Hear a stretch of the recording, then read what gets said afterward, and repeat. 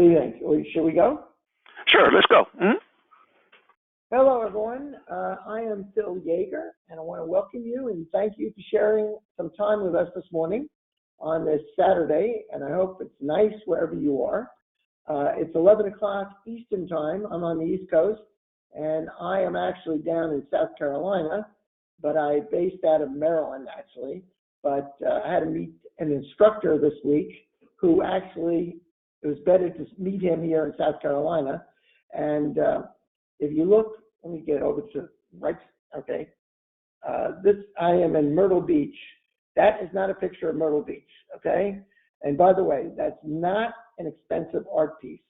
So I just want you to know. And I decided to actually do this webinar on Tuesday. So therefore, I don't have a board. I do apologize. And I will be talking to you. I'll talk to you, not going to rush through this.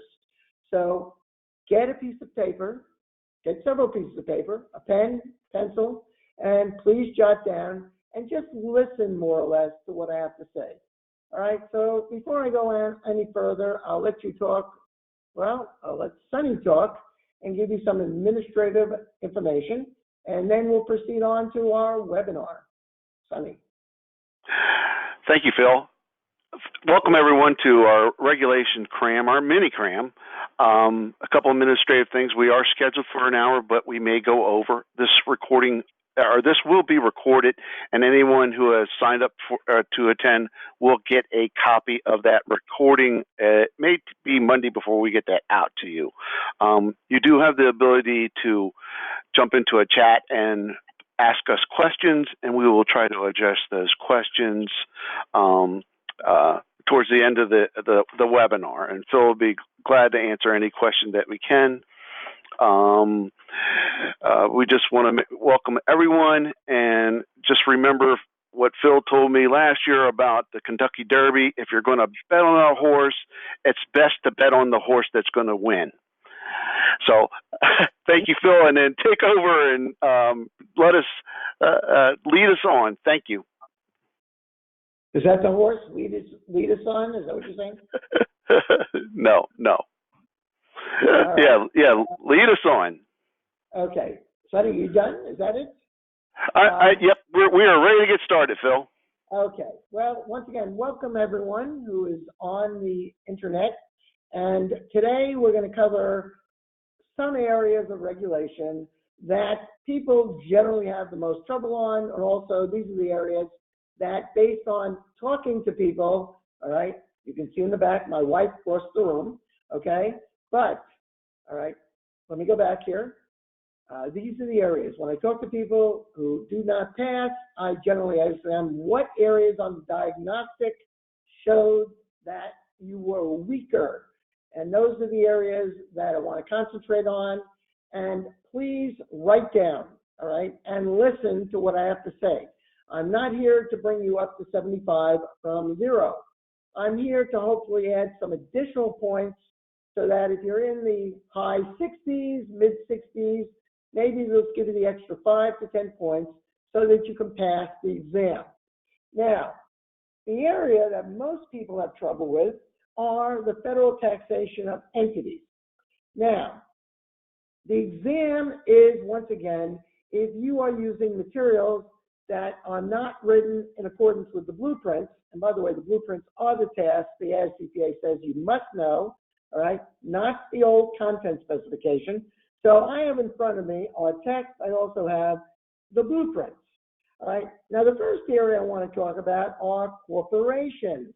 And of course, we have two types of corporations. We have C Corps and we have S corporations.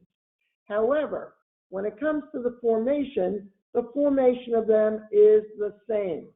And please remember, there is a code section called Section 351, and it says this: shareholders will not recognize any gain or loss if they contribute property, not cash, property, all right, to the corporation, whether it's a C or an S, and they're getting corporate stock. And as long as they get control of the corporation. Now, control means 80% or more of the stock, all right, and immediately after the transaction, they have this property, And also, the shareholders do not receive any boot, any cash, any unlike property, such as the corporation does not give them securities in other corporations. They don't give them any type of property. That's boot received. So let me repeat that again.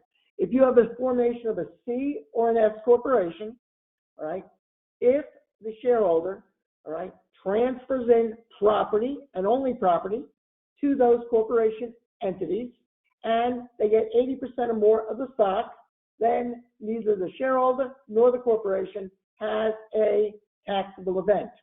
Now, the only time the shareholder could have a taxable event is this: if they still get control, 80% or more of the stock, but the corporation gives them cash, short-term securities and other corporations, any type of property, those are all boot, then they will have gain for the boot received, all right? They can have gain to the extent of the boot received. Now, let's talk about, though, partnerships. Now, what about partnerships? Well, partnerships, if you contribute to a partnership and you actually contribute cash or property and you get an interest in a partnership, it's not usually a taxable event for either the partnership or the partners, all right? However, please remember this: if a partner transfers in property into the partnership for an interest in that partnership, they will have a gain if the following: if the property has a debt which is being assumed by the partnership, if the amount of the debt assumed by the partnership exceeds the basis of the property contributed by the partner, then the partner will have a taxable event. So here we have a gain situation. If the partner transfers in property which has a debt which is assumed by the partnership, then the partner will have a gain if the debt assumed by the partnership exceeds the basis of the property that is contributed by the partner. There's a situation where you can have a gain situation. Now, also, please remember this: the basis of the property to the partnership is a transfer basis. So if I transfer in basis into the partnership, a piece of land that has a basis to me of $10,000, and I transferred into the partnership for that 20% interest, the partnership will pick up my basis. It's a transferred basis. Please remember that. And remember, all right, unlike C&S corporations, there is no control test to determine whether there's a gain or loss on the transfer of the property to the entity. Now, the next thing I want to talk about are, when we deal with C or S corporations, there are two types of distributions you have to know. And they are a non-liquidating distribution, all right? Now, we're talking about partnerships here. Now, in a non-liquidating distribution of a partnership, the partner is taking out assets, which means that the partnership is distributing either cash and or property or both, all right? Now, please remember this: the only time in a non-liquidating distribution, and by the way, another term for non-liquidating distribution is a current distribution, So this is what you do, all right?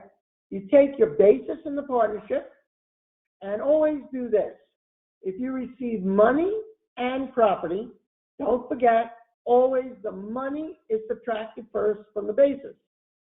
But also, you can have a gain in a non-liquidating distribution, the partner, if the amount of cash that the partnership is giving the partner exceeds his beginning basis in the partnership. So if I have a beginning basis of 10 and they give me $15,000 in cash, I will have a gain of $5,000, and that will be a capital gain. However, only cash in excess of basis can create gain in a non-liquidating distribution. Now, let's assume the cash does not exceed my basis in the partnership. I just subtract the cash, and then I have a remaining basis. Now, the question they ask you is, what's the basis of the property, all right, that you're getting from the partnership? Well, this is the answer. Simple rule. In a non-liquidating distribution, you take your basis, subtract the cash. if you have a remaining basis in the partnership, you compare that to the basis of the property to the partnership. And your basis in that property will be the lesser of your remaining basis after you subtract out the cash or the basis of the property to the partnership. Remember that. That's your basis. And whatever that basis is that you pick up, you reduce your basis in the partnership. And remember, you can never have a basis of less than 0. All right? You can't have a negative basis. So make sure you understand, all right, what happens if, all right, you take out cash and property, and they ask you, what's the basis of the property to the partnership? Now, the next thing is, all right, let me talk about non-liquidating distributions to a C corporation. All right, you got to know both. All right, now when we have a non-liquidating distribution to a C or S corporation, all right, you have to consider, all right, what's the tax consequences to the corporation, the C or the S, and what's the tax consequences to the shareholder. So let's look at first of all, the corporation. All right, now, if the corporation distributes appreciated property, which means the fair market value exceeds the basis, then you treat it to the corporation as though they're selling it to the shareholder at a gain. So if the excess of the fair market value, the fair market value exceeds the basis in a non-liquidating distribution of the corporation, then, all right, the corporation will have a gain. Now, what type of gain is it? Well, it depends upon the character of the property that they're distributing, the appreciated property. So if the appreciated property is the capital asset, then it'll be a capital gain. If the appreciated asset was ordinary income property, then it would be an ordinary gain. Now, let's look at the shareholder. Now, this is now a difference between a C and an S. If you have a C corporation, and we have a shareholder in a C corporation, all right, they pick up the distribution. Now, the distribution would be the fair market value of the property plus any cash. Maybe they just received property. So the distribution is the fair market value of the property. That's the distribution. Now, how is that distribution taxed to that shareholder in the C corporation? Step one is dividends to the extent of any positive current earnings and profits.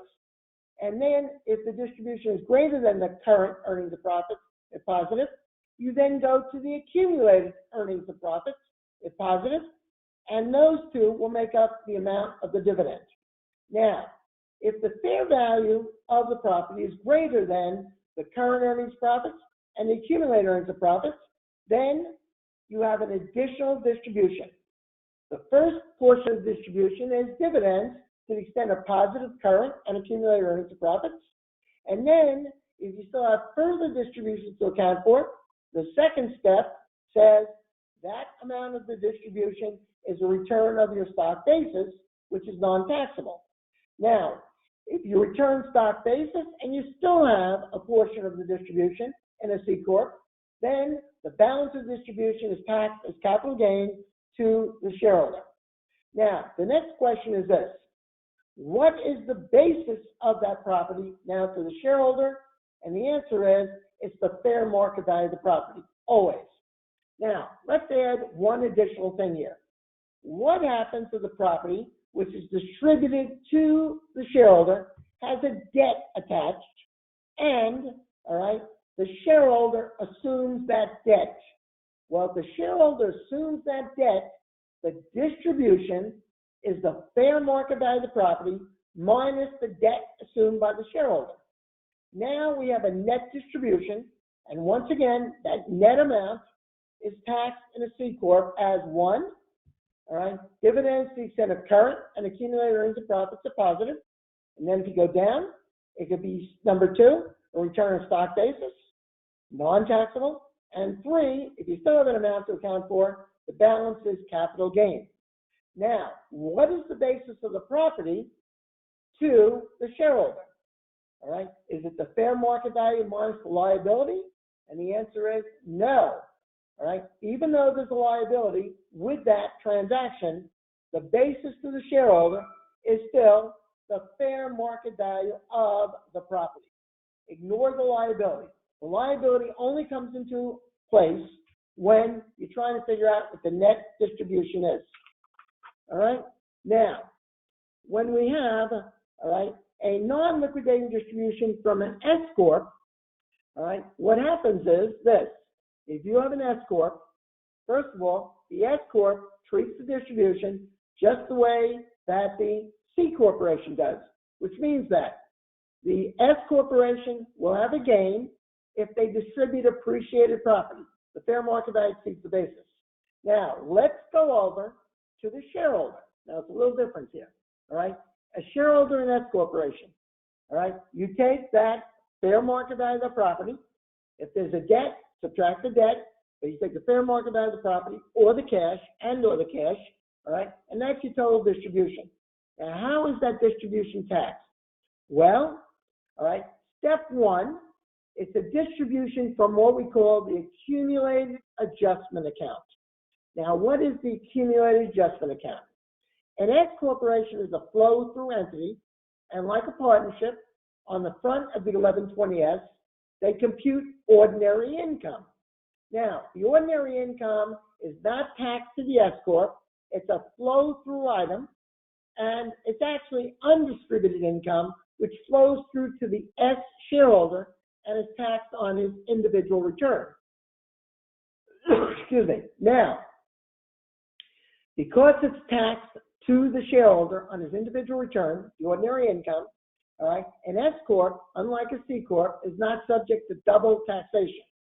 So what we do is we keep track of all of the ordinary income amounts that have been taxed already once to the shareholder, but will not be taxed again, and that amount goes into the accumulated adjustment account, which is an account on the 1120S. So because it's already been taxed once, and you're accumulating all these ordinary income amounts, all right, when you have a distribution to a shareholder, first the distribution comes out of that accumulated adjustment account, and it is non-taxable. All right, now, if there's still a further distribution, step two, it's a return of stock basis, non-taxable, and then if we have a distribution which goes to the third tier, it's a capital gain. Now, does an S Corporation ever have any dividends to their shareholders? Well, if they started out being an S Corporation, they do not have any dividends because S Corporations generally do not pay dividends. However, if we have an S Corporation that was a C Corporation before, and there were some earnings and profits that were never distributed to the C Corporation shareholders. Now the C Corp becomes an S Corp, and there's some sleepy earnings and profits in there that have never been distributed. So what you do now is this. The C becomes the S. We have an S Corporation. They make a distribution, all right, and it's property. The distribution is a fair market value of the property. If there's a debt assumed by that shareholders, all right, then the distribution is a fair market value of the property minus the debt assumed, all right? But these are the steps to determine the taxability. Number one, there's still non-taxable distribution to the extent of that, what? AAA account, the accumulated adjustment account. Step two, now if there are any earnings or profits which existed because that S was a C Corp at one time, then whatever earnings or profits are that were still in that C Corp, all right, are now taxed to that S Corporation shareholder as dividends, all right? Now, if there's any further distribution, step three is a return of stock basis, non-taxable, and step four would be a capital gain, okay? Now, what's the basis of the property to a C Corporation shareholder or an S Corporation? It's the fair market value of the property, okay? The same, all right? And if there's a liability assumed by the shareholder of a C or an S, the liability does not affect the basis of the property to stockholder. It just affects the amount of the distribution. Now, there's one more situation where, all right, the corporation will have a taxable event.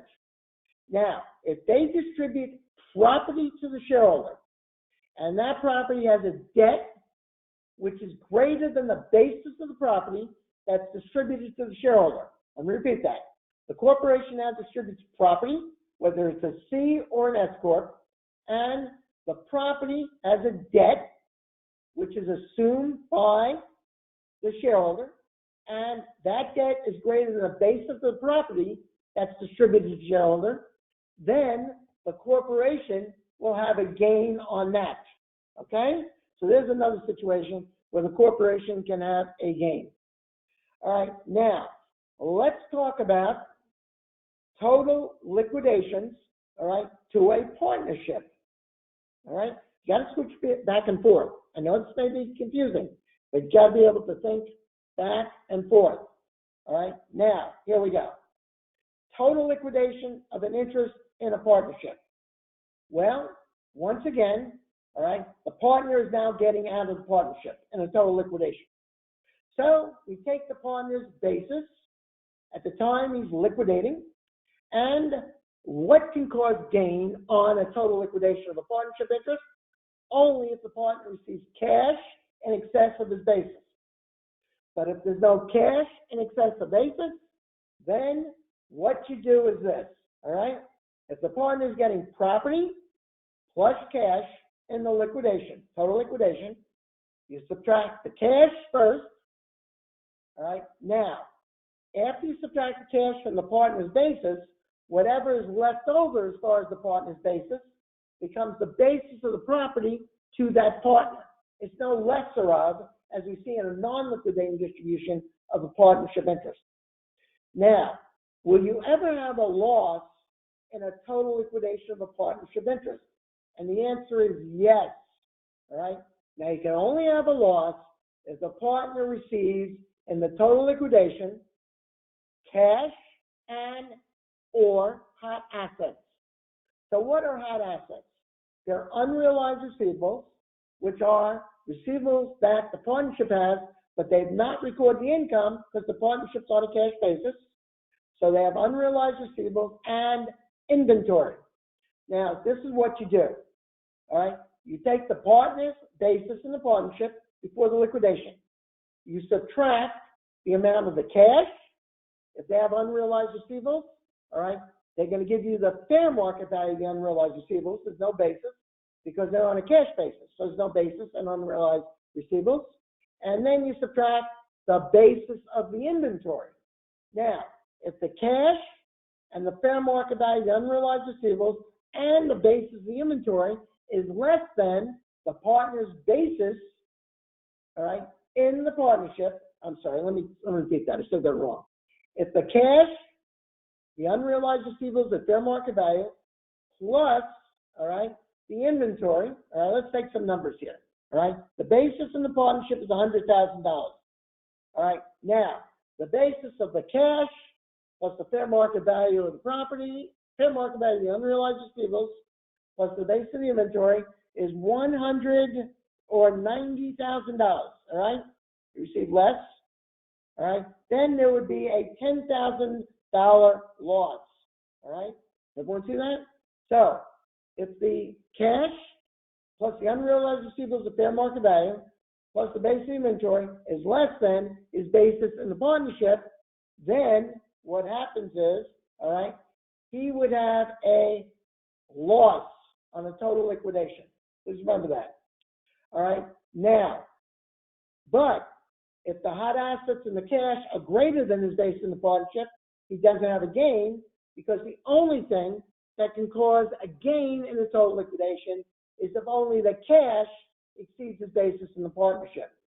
All right, now what happens if the partner gets in a total liquidation land, cash, unrealized receivables, and inventory? Well, that will cause the loss to be gone because the only thing that can cause loss is receiving cash, unrealized receivables, and inventory of less than his basis in the partnership. But the minute you add any type of property, that taints, which means that kills any type of loss from being recognized in a total liquidation of a partnership. All right? Please remember that. Now, the next thing I want to talk about All right, when we're dealing with entities, by the way, you have any questions, please write them down, and I'll be able, I'll answer them at the end. All right, but let's just talk very quickly. Now, on a corporation return, a C&S corporation, there's two reconciliations. There's a reconciliation of Schedule M1. And in Schedule M1, you reconcile book to taxable income before the dividend received deduction. Now, you can use a Schedule M1 only for entities, corporations, which have less than $10 million in total assets. But if they have more than $10 million in total assets, then they have to reconcile book to taxable income, all right, using a Schedule M3. So Schedule M3 is used for corporations who have more than $10 million in total assets, all right, and Schedule M3 is also a reconciliation of book to taxable income, but it also has other sections. It's a little more complicated. Now, would they give that to you on the exam? I don't think so. It's very involved, all right? They could give you a Schedule M1, all right? But remember, if you have more than $10 million in assets, all right, you must use a Schedule M3, not a Schedule M1, all right? Now, the next thing is this, all right? Let's talk about the next thing, which are, all right, special deductions on a corporate return. And this would be under a C Corp or an S Corp. Now, organization costs and startup expenditures. All right, now remember this. As long as these are the rules the same for organization costs and startup costs. All right, now there are deductions, all right, on the front of a C corporation. Now, in a C corporation, Form 1120, we're going to arrive at taxable income, taxable loss. But on the front of an S corporation, because an S corporation is treated like a partnership for tax purposes, the reduction of the amortization of the organization and startup costs are a reduction to arrive at ordinary income, ordinary loss for an S corp, because they're like a partnership. Now, what's the write-off? Well, as long as your startup costs or organization costs are $50,000 or less, all right, you can write off an immediate $5,000 the first year. So you write off the $5,000 from the $50,000. All right. Now that leaves $45,000. Now you take the $45,000 and you divide that by 180 months. Okay. And that will give you the amortization per month. Now, what you do is this: in the year they begin business, start amortizing them on the month you begin business. So in the first year, if they begin business on March 1st and they have a calendar year, they're only going to have 10 months of amortization. So what they will get the first year is the $5,000, all right, plus the 10 months of amortization. All right. Now, once the total cost goes to $50,000, all right, for every dollar you go over the $50,000, you lose $1 of the immediate $5,000 write-off. So if you have $50,000, $100, you went over the $50,000 by 100. So instead of getting an immediate write-off of $5,000, you would get $5,000 minus 100 or $4,900 for immediate write-off the first year. Now, you'll take the $50,100 of cost, subtract the immediate write-off of $4,900, you take that balance, and you divide it by 180 months, and that will give you the amount of amortization per month. And for the first year, you start amortizing those costs from the date you begin business. So once again, if it's 10 months, multiply 10 months by the amortization per month, add it to the immediate write-off of $4,900, and that's your total amortization for the first year. Okay? Now, remember this. When it comes to organization costs, people say, what are organization costs? Well, don't worry about what are. If you know what are not, then you don't amortize them. And the costs that are not amortized as organization costs are called syndication expenses. And syndication expenses have to do with this. If you see any costs that say having to do with the issuance or sale of the stock. All right? Any costs having to do with the issuance or, all right, sale of the stock, these costs are actually capitalized and they cannot be amortized. Okay? All right? So that's special deductions of the corporation. Now, let's talk about charitable contributions. All right? Now, this only applies to C corporations because if an S corporation makes a charitable contribution, is it deductible to arrive at ordinary income? No. S corporations, charitable contributions are not a deduction to arrive. They're a special deduction, and they go directly on Schedule K and K1, which flow through on the individual shareholders, all right, tax return. All right, so the only one that has this deduction is a C Corp. Now, what's the limit on the amount of charitable contributions you deduct? You can only deduct, all right, the lesser of the contribution paid or 10% of the corporation's taxable income before the charitable contribution deduction and the dividend received deduction and any net operating loss carrybacks. Now, you can subtract net operating loss carryforwards from your gross income to arrive at your taxable income limitation. But when you take your 10% of taxable income, that's before the contribution deduction, the dividend received deduction, and if you have in that taxable income net operating loss carry backs, all right, you can't use that to arrive at your taxable income limit for the charitable contribution. So you take the 10% of that taxable income before contribution, before dividend received deduction, and before net operating loss carry backs, all right, and that's the amount, that's the limit of the contribution. Now, any contributions you couldn't deduct on the C corporation return in the current year can be carried forward for what? Anybody know? For 5 consecutive years. Now, there's no carry forward of the contributions for an S Corp because all of the contributions flow through to the shareholder, and any limits on contributions to the shareholder will be determined on the individual shareholder's tax return. All right, now let's talk about the dividend received deduction. Well, when we come to the dividend received deduction, please remember this, all right? Corporations, C Corps, can get a dividend received deduction. S Corps do not get dividend received deductions because whatever dividends S Corps have, they are not used to arrive at ordinary income. They go directly to the Schedule K and K1. All right, now, how do we determine the dividend received deduction? Well, it's based on the percentage of the stock you own. Remember that? All right, so let's talk about this. If you own less than 20% of the stock of another corporation, and it's got to be a domestic corporation, your dividend received deduction is 70% of dividends received.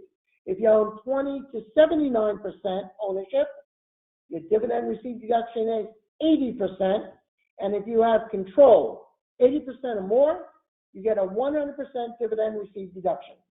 Now, if the company has an operating profit, which means sales minus expenses, and the sales exceed the expenses, that's a profit from operations. That's before we add in the dividends. All right. Now, if you have profits from operations, you add in the gross dividends, and you apply a dividend received deduction to the dividends. Now, there is an exception, and here's the exception. If you have expenses in excess of sales, you have a loss from operations. All right. Add in your gross dividends. If you have a positive taxable income before the dividend received deduction, this is the special rule when you have a loss from operations. All right. First step, number 1, apply your dividend received deduction percentage to your gross dividends. So if it's 80%, I take 80% times the gross dividends. I subtract it from my taxable income before the dividend received deduction. If I subtract that dividend received deduction from my taxable income and it creates a loss, then my dividend received deduction is 80% of my gross dividends. But what happens if I take 80% of my gross dividends and subtract it, and I still have a taxable income. Well, then your dividend receipt deduction is the 80% times the taxable income before the dividend receipt deduction. That's a special rule when you have a loss from operations. All right? Make sure you know that. Okay? All right. Now, the next thing, all right, I want to talk about are, all right, casualty losses. Now, what's the deal with casualty losses? Well, when you're dealing with a corporation, all right, you conduct the casualty loss. If it's a total casualty loss, all right, your casualty loss in a total amount is the following, all right? Now, it says here, the computation of casualty loss is very similar to the computation for individual, except there's no $100 floor and there's no 10% of AGI limitation. And it is the complete destruction of business property. The loss is equal to the adjusted base of the property minus any insurance proceeds. But if there's a partial corporate casualty loss, you treat it like individual casualty loss. Do you remember how you do that? First thing you take the beginning fair market value of the property, less the ending fair market value of the property, and you take the decrease in the fair market value of the property, compare that to the adjusted basis of the property, and your starting point is the lesser of the decrease in the fair market value of the property or the basis. Now, then you subtract any insurance proceeds if you have any, and that's your casualty loss for the corporation. But that's only in a partial casualty loss. So partial casualty losses are treated like individual casualty losses, except that you don't subtract any $100 or 10% of AGI. But a total casualty loss of a business is not treated like a total casualty loss of an individual. It is the adjusted base of the property minus any insurance proceeds if you have it. Okay? Now, do not worry about alternative minimum tax. I do not think they're going to ask it because starting in 2018, when the new tax law goes into effect, all right, corporations no longer are subject to alternative minimum tax. Okay? And by the way, that brings up a real good point. The point is this. When are they going to tax the 2018 tax laws? Are you going to tax them in 2018? All right? And the answer is no. The AICPA Examination Division has decided that when you take the exam 2018, all right, it'll be all the 2017 laws, the old laws. The 2018 tax laws will not be tested until the first quarter of 2019. Please remember that, okay? All right, now, let me see what else we have to talk about here. Okay, I'm just looking at my notes, moving on here. All right, let's talk about, let's talk about affiliate corporations, all right? We have a corporation that's a parent subsidiary corporation, all right? Now, a parent subsidiary corporation, all right, may file a consolidated return if the parent owns 80% or more of the sub stock. Now, notice that's a difference between financial accounting. In financial accounting, to be a consolidated entity, the parent has to own more than 50% of the stock. But in taxes, and by the way, if they own more than 50% of stock in financial accounting, they must consolidate, but not in taxation.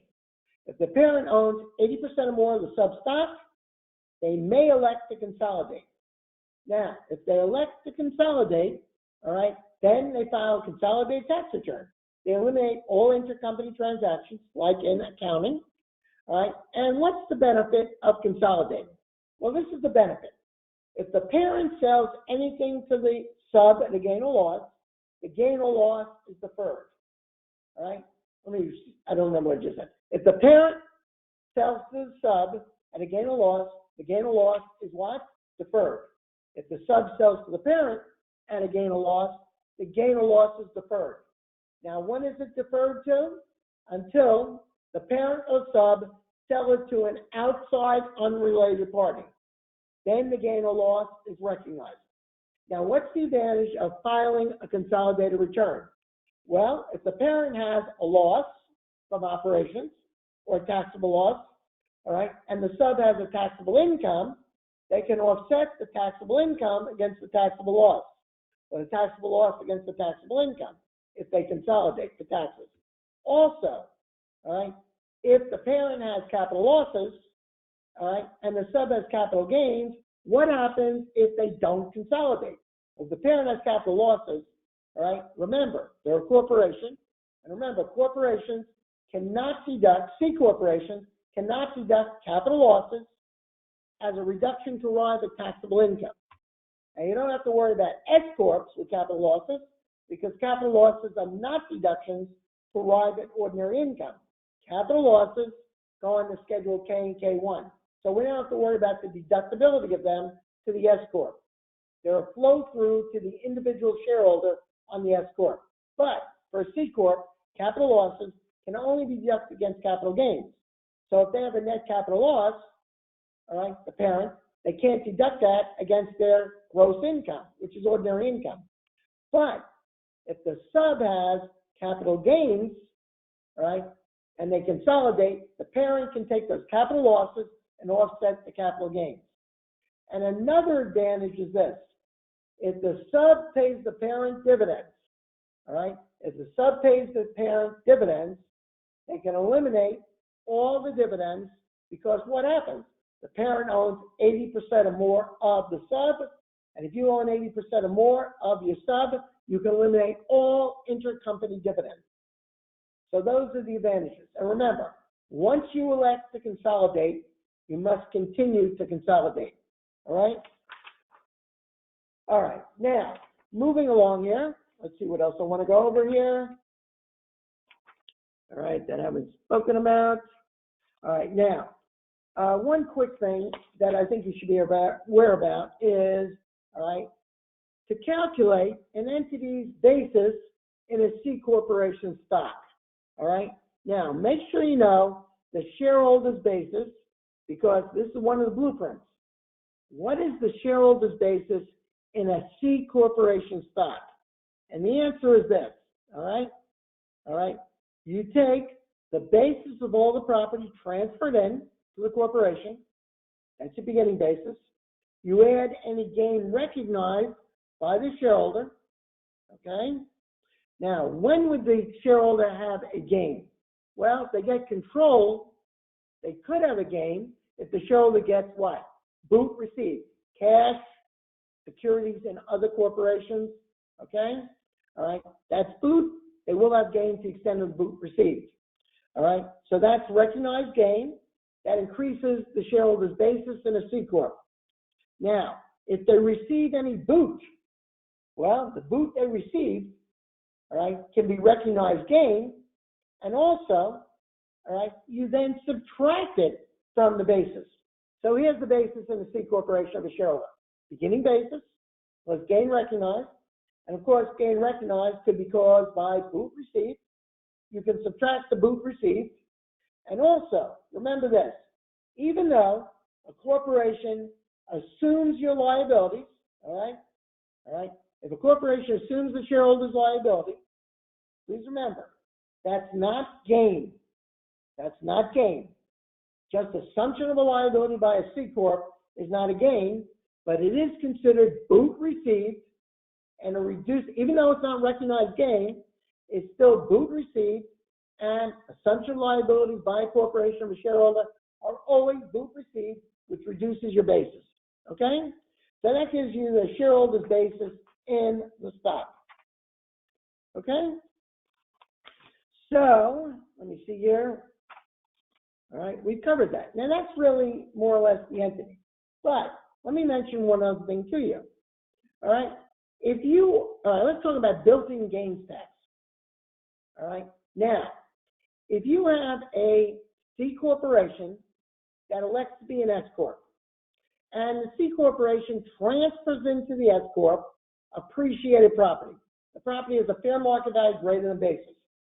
Now, when they transfer in to the S corp, all right, that excess of fair market value over the basis is a built-in gain.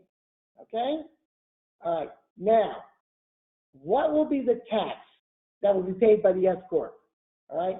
It'll be the higher of the highest corporate tax rate, which is still 35% in 2017, all right, times, all right, you take the lesser of, let me repeat this, to calculate the built-in gains tax, you take the lesser of the highest corporate tax rate times the built-in gain, or the highest corporate tax rate times the taxable income of the corporation. That would be the ordinary income of the S Corp. So whichever is less, that's your built-in gains tax. Okay? Please remember that. That's how you calculate built-in gains tax. I'll repeat that.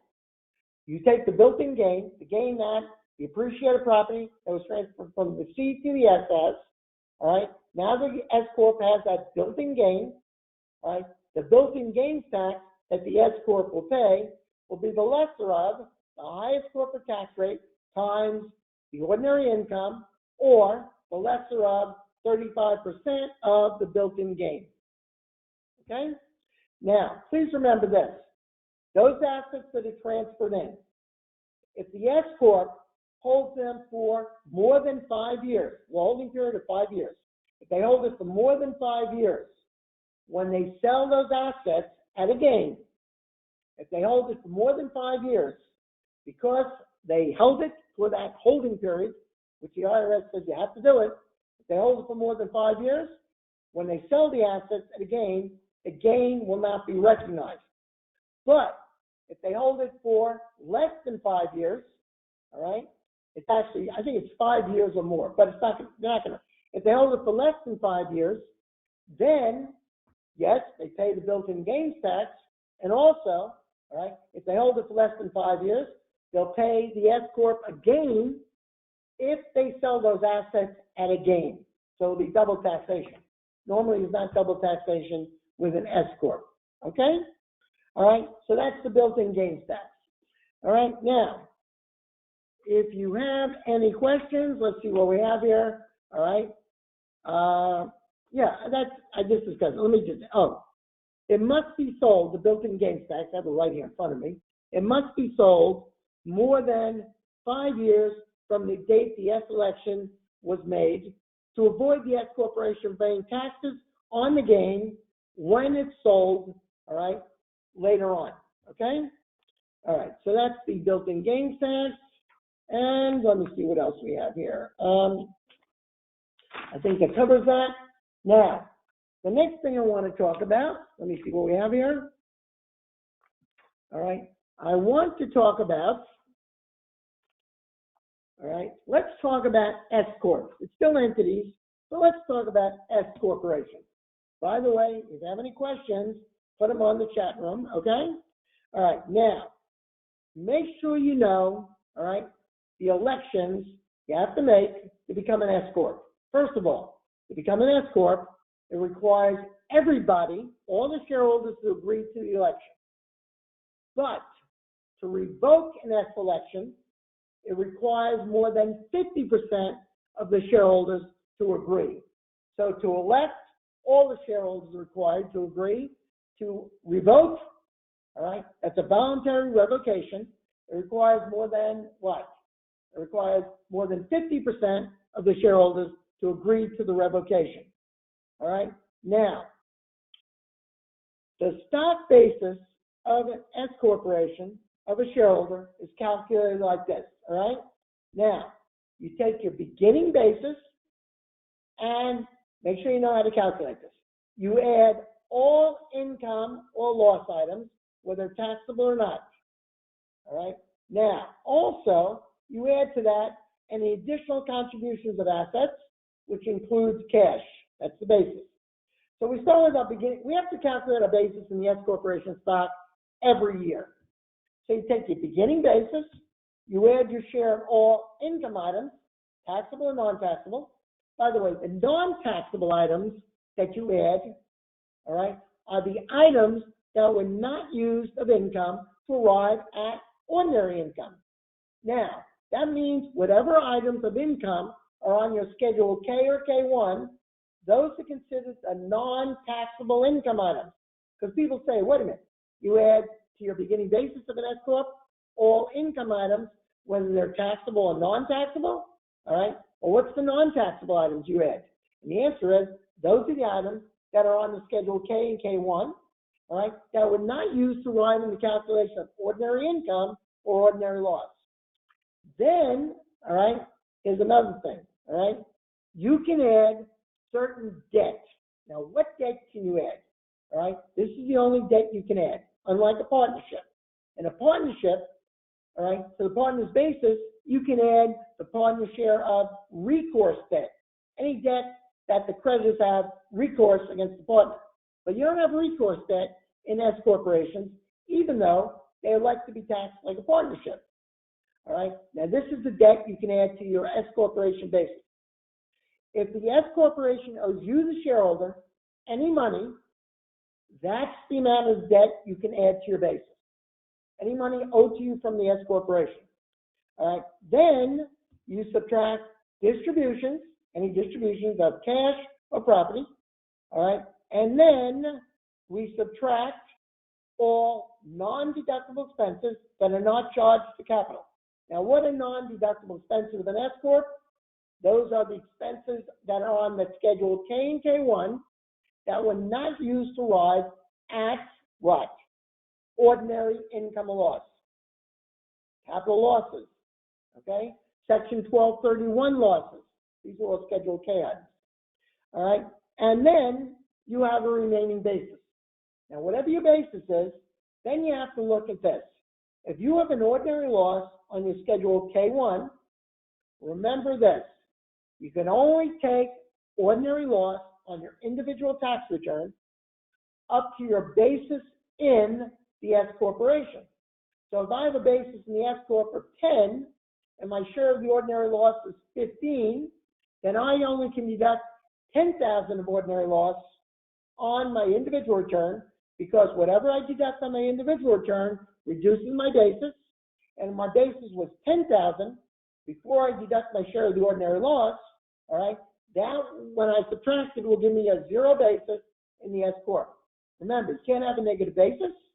So what do you do with that other $5,000 you did not deduct? All right, you can carry it forward indefinitely until you have basis. And that's also true for partnerships. All right, when you have an ordinary loss on a partnership return, once again, you can only deduct ordinary loss up to your partnership basis.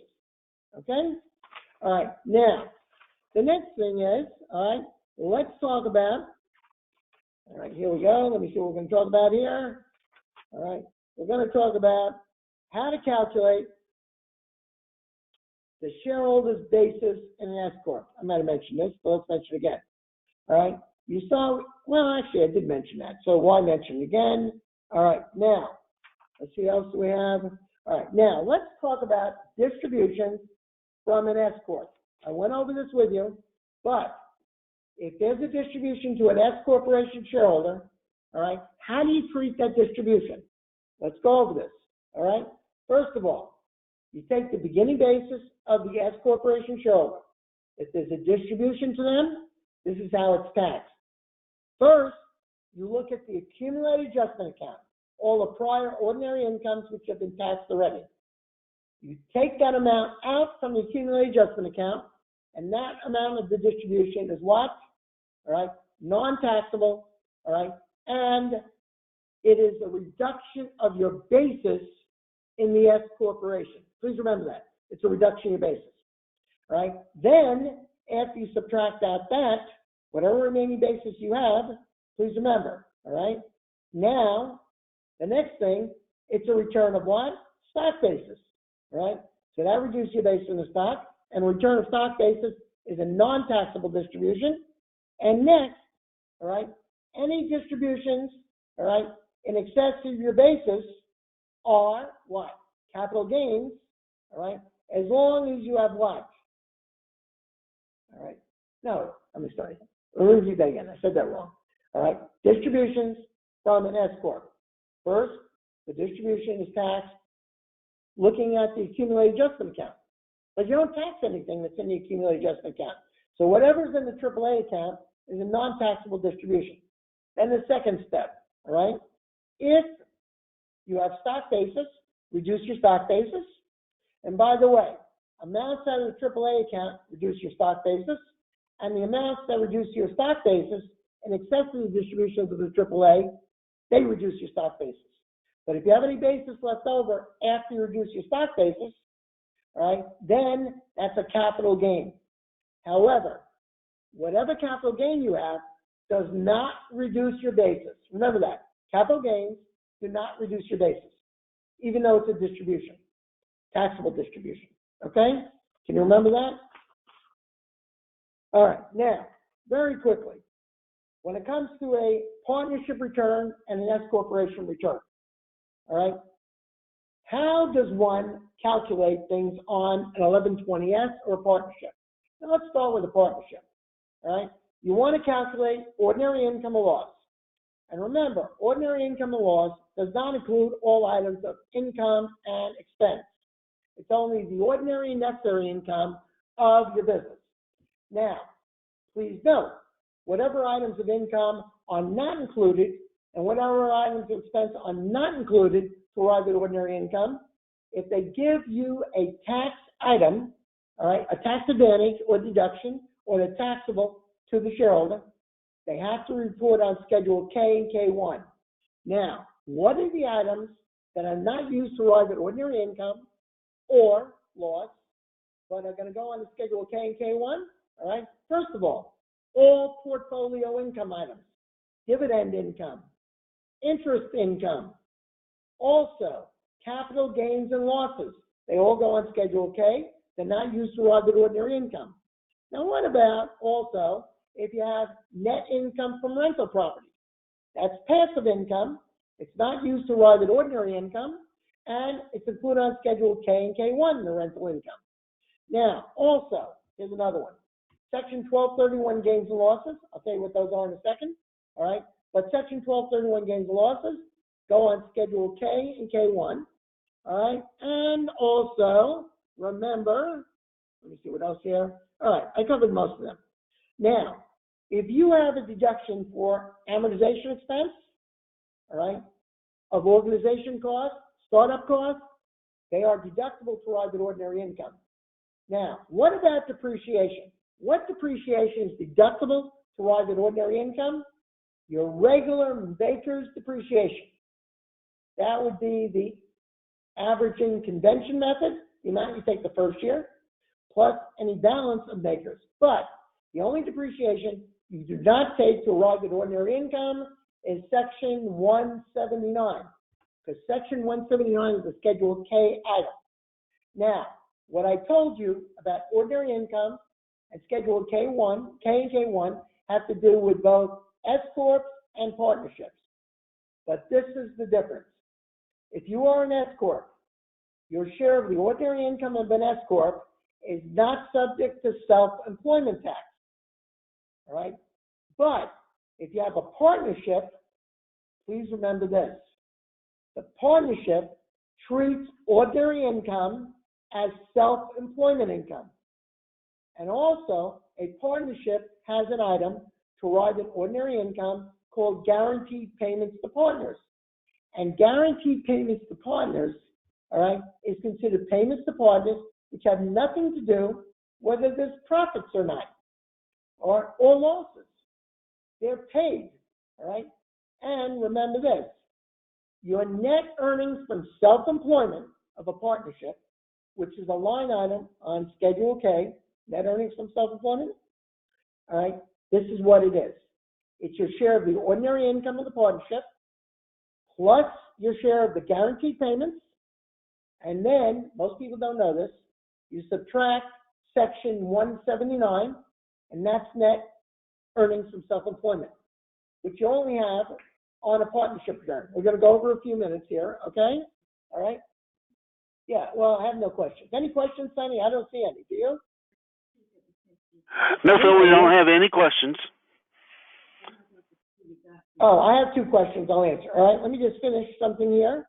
All right, now, all right, so I covered, all right, you got to know they like to ask liquidating, non-liquidating, total liquidation of partnerships, corporations. They like to know the 80% control rule, all right, when you contribute initially to a corporation, all right, and, this is really the thing in entities. Now, also, I told you how you actually terminate an S Corp, all right, and by the way, when you terminate an S Corp, all right, voluntarily, you cannot elect S Corporation, all right, for another 5 years. You have to wait 5 years. All right. Now, what else would I go over? What's the areas they cover? Okay, which I don't have time to go over now. All right. Like-kind exchanges. Like-kind exchanges. They're important. Make sure you know that. Like-kind exchange rules. I'm just going to go over this. All right. You have, let me see what we got here. Okay. All right. You have to know like-kind exchange rules. All right. And also, make sure you know how to do the basis of an asset in a like-kind exchange. Remember, like-kind exchanges only occur with business property and only business property. All right. And the way you calculate it is you take everything you receive at fair market value and subtract everything you give away at basis. Okay. Then, if what you receive at fair value in a like-kind exchange exceeds the basis of the property you're giving away, all right, that's a realized gain. That's not recognized. The recognized, how much gain is recognized for tax purposes. And in a like-kind exchange, you only recognize gain to the extent of, the lesser of, the realized gain or the boot received. And what is boot received? It's cash or unlike property. So if you're exchanging a building for a building in your business, but they also give you a sailboat. That's not what you're exchanging, sailboats, all right? If they give you a sailboat, that is considered what? All right? Unlike property, and the fair market value of the sailboat is considered boot received. So remember, the recognized gain is lesser of the realized gain or the fair market value of the boot received. All right? So keep that in mind. And one other thing you have to remember in a like-kind exchange is, if there's an exchange of mortgages, you have to net the mortgages. Remember that. If there's an exchange of mortgages, you have to net the mortgages to see if you end up with a net boot received. All right? Example. All right? If you assume my mortgage, the other party assumes my mortgage, that's boot received. If I take on the other party's mortgage, that's boot paid. So if I net the two mortgages and the boot received exceeds the boot paid, that net boot received from the mortgages is considered additional boot in the recognition of gain. But if you net the mortgages and they're boot paid, they do not affect recognized gain, but the netting of the mortgages, which is boot paid, affects the basis of the new asset. Does this make any sense? I hope it does. All right? And, make sure you know how to calculate wash sale rules. Make sure you know the wash sale rules. All right? Gain or loss. Oh, here we go. Make sure you know the rules on losses between related parties. All right? And what a related party is. And remember, all right, a related party is where you own more than 50% of the stock. You're a stockholder. If I own more than 50% of the stock in that corporation, I'm a related party.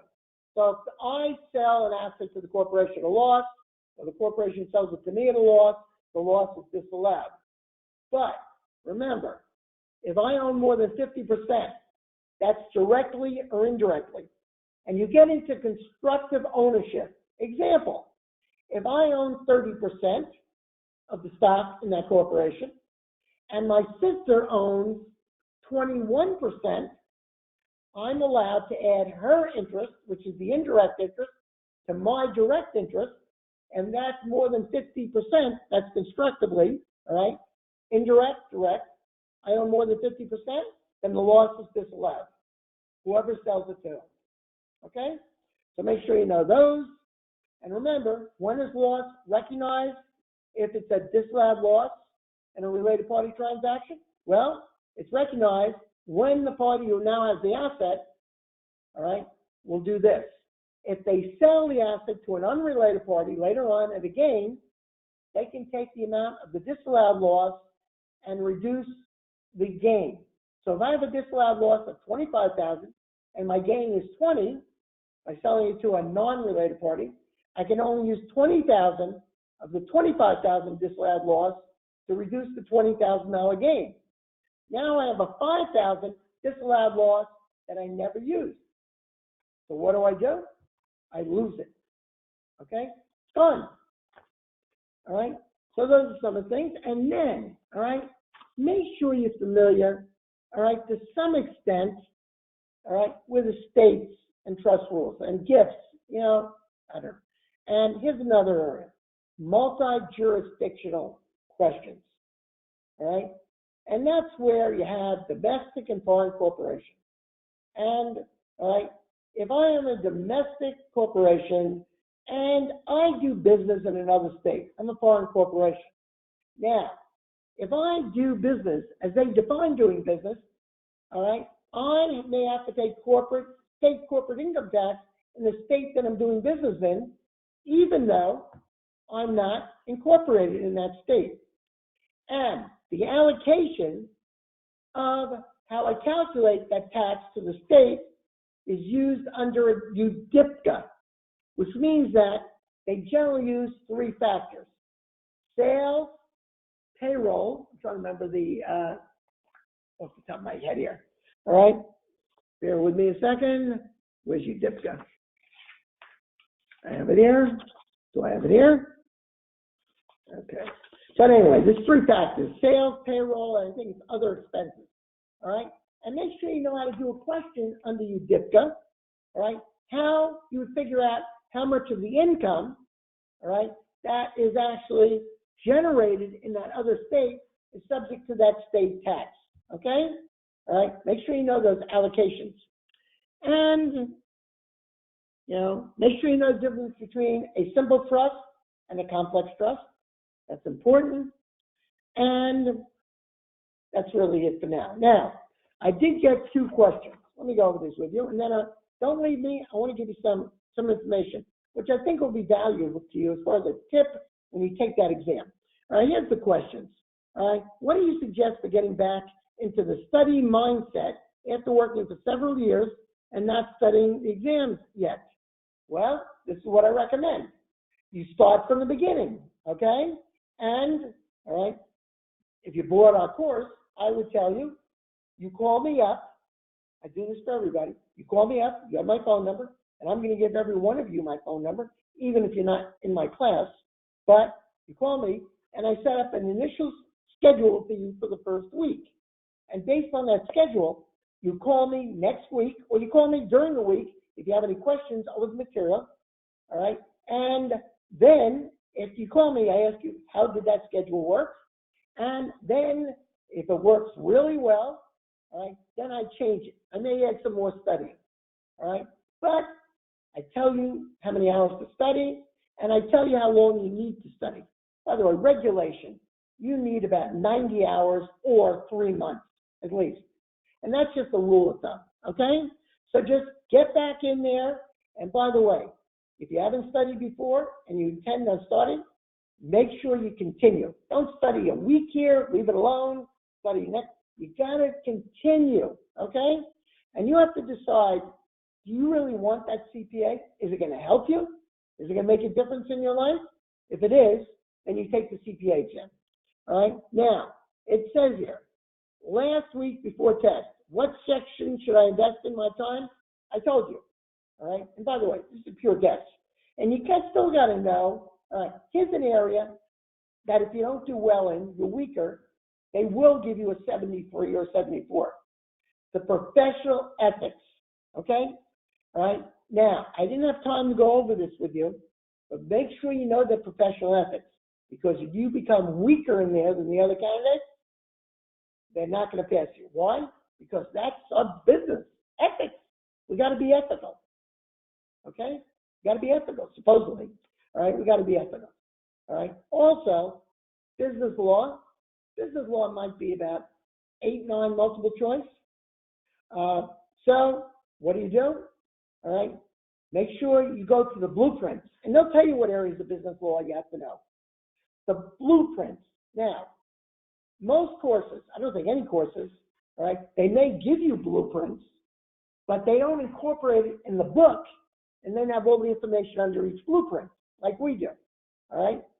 So, hey, if you've got 2 weeks left and you don't know what to do, all right, and here is a promo, all right, I don't like to do promos, but buy our CRAM course, okay? All right, you get the files for the books, and the CRAM course will generally add, this is the full CRAM, all right, it'll add at least 5 to 10 points, and we go over everything, okay? If you have 2 weeks, it's a good thing to watch. And then you determine what your weak areas are, all right? If you get the CRAM, you can call me up and ask me questions. All right. So now let's talk about the exam. You go in there, all right, and you're going to have 2 testlets, I believe, multiple choice and reg. All right. No more than a minute and a half on each multiple choice. Got to keep time. Time management is very important. Now you get to the simulations. All right. Maybe 20 minutes on each simulation. And, all right, this is what you do. On a simulation, they might ask for 4 or 5 responses.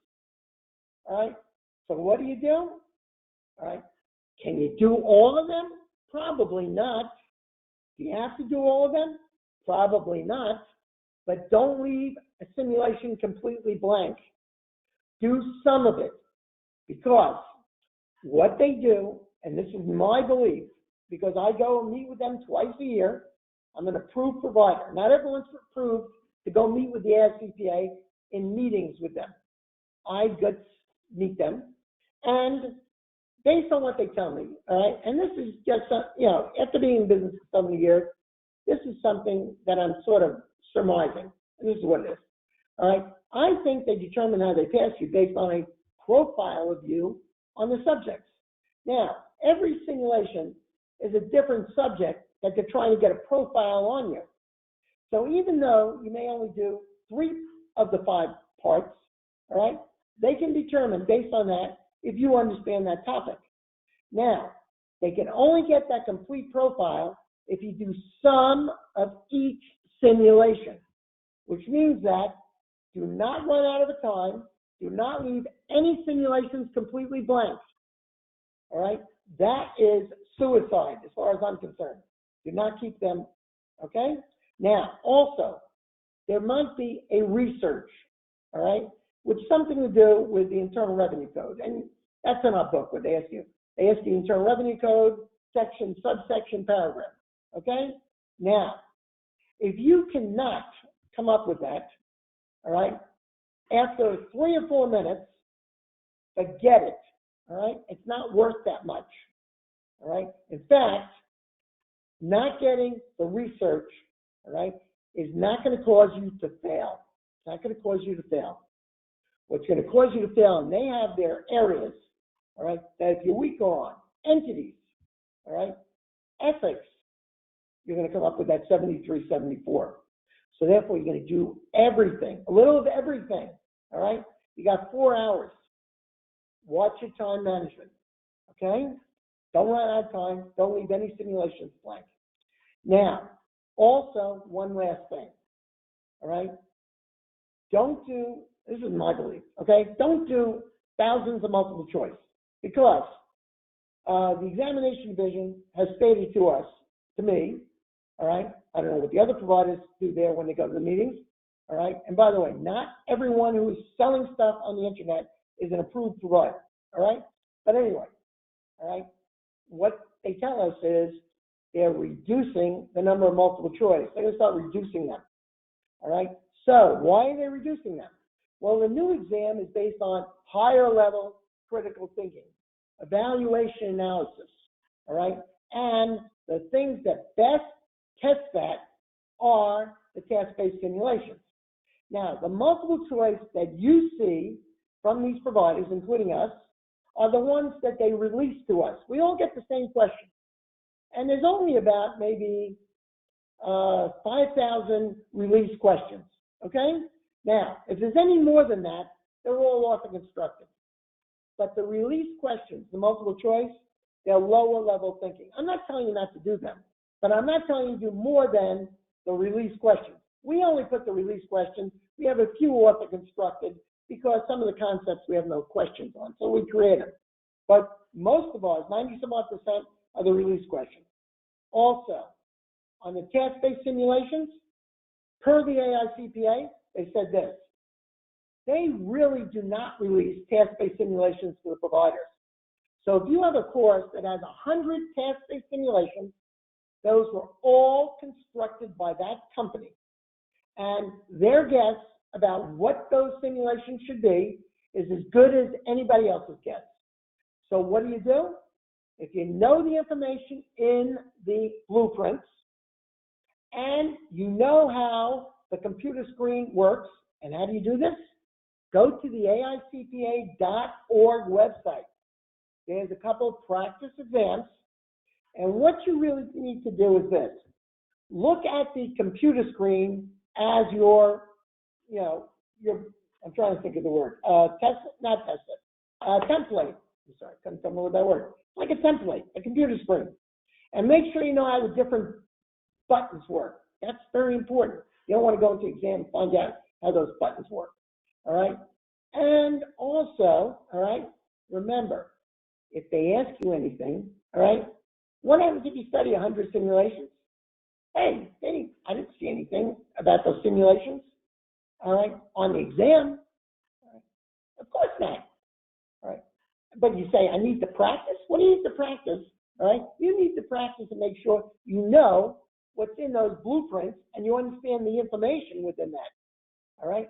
So, if you know the information in blueprints, you're just going to take that information and put it on that template for the task-based simulation, and that's how you get your answers. All right? Now, I'll tell you one thing. One of these simulations the AICPA has is on depreciation. Now, you have to know how to use the depreciation schedules. All right? Now, they give you factors that you multiply the cost by. And, all right, all you have to know is this. You have to know what the life of the asset is. So if it's real estate, all right, it's residential rental, which is 27.5 years, and non-residential rental, like warehouses and so forth, that's 39 years, straight line. Now, when you go to that table, find the right table, all right? If you find the right table, remember this. For the first year of that computation, that factor takes into account your averaging convention method, the amount of depreciation you take the first year, plus any additional depreciation the first year. So you don't have to calculate that on your own. But I'll tell you this, generally, they'll say to you, they didn't take any Section 179 or bonus depreciation. And if they give you some Section 179, all right, they'll tell you how much they took, all right? But those tables do not include Section 179 or bonus depreciation, all right? And generally, they'll ignore that. And the other thing you'll see is this. They have vehicles in there, automobiles. Now, automobiles are considered listed property, which means there's a limit or a max amount of depreciation on them, especially if they're under 6,000 pounds. There's a limit. But if they're over 6,000 pounds, there's no limit on them, okay? And that's true with trucks also, all right? So what they say in the question is, all right, the vehicle was not subject to any limits. So that means you get full depreciation on them. You just have to know that what tables you use and what averaging convention method you use. So if you look at the tables, all right, if it's automobiles, it would be 5-year property, all right, and they have, if you took the half-year convention method. Now, if you took the mid-quarter convention method, all right, now when you use the mid-quarter convention method, the personal property is going to trade a business. If 40% or more of the personal property was placed in service during the last quarter of the year, then you must use the mid-quarter method. And, all right, You would then look for 5-year property, mid-quarter convention, and see what quarter they placed that in service. Because they could have different items that are placed in service during different quarters. And they're each treated differently. So it'll say it was placed in service the first quarter, second quarter, third quarter, fourth quarter. All right? So you have to know which quarter. I would practice that question on the AICPA website. Good question. It really is. Now, the auditing question, oh, well, we're not doing auditing, all right? But look at that. That's a good regulation question, all right? I honestly believe that if you know the blueprints and you know the key areas, all right, you can pass this exam because you're never going to know everything, all right? If you think you're going to go in there knowing everything, that's impossible.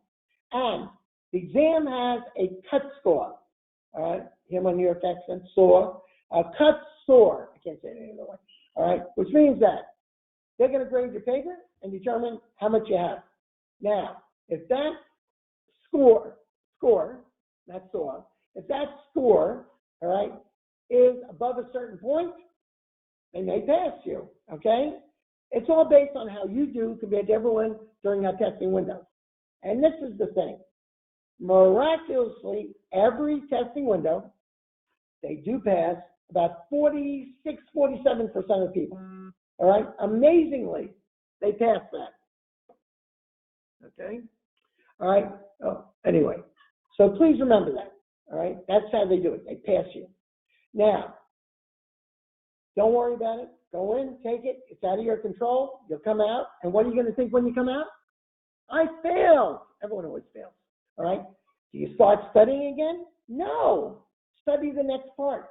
All right? Don't sit there and wait for the results. First of all, if you pass, you only get to keep that for a certain period of time. All right? So don't think negative all the time. All right? You don't know how you did.